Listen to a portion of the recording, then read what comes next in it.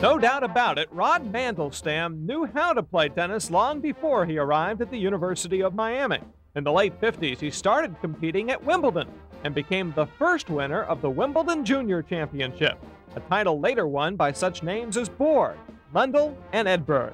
He came to Miami to play for Coach Dale Lewis's Hurricanes. In 1961, we had a little good fortune. We were able to recruit both Rod Mandelstam and John Hamill, who came to us as freshmen, and back in those days, freshmen could not compete on the varsity for the way that setup was. So he really didn't get going until his sophomore year, but he had a hell of a background. He was South African junior singles champion, so his credentials preceded him. Mandelstam's tennis success continued in intercollegiate play. He was a two-time All-American, playing #1 singles for 3 years and only losing 2 matches in that time. He was a leader. He was definitely a leader, and this is probably indicative of part of our long winning streak.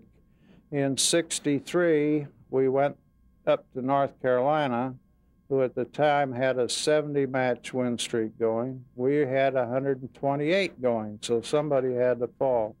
Sports Illustrated came in and did a big story on it, and the streak went on, and Rodney led the team to victory that afternoon, 6-3. But tennis wasn't Mandelstam's only game as a Hurricane. He also starred on Miami's soccer team.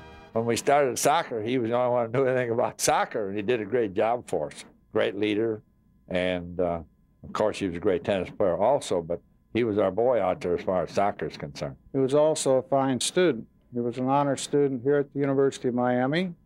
He was in Iron Arrow and the other honoraries here.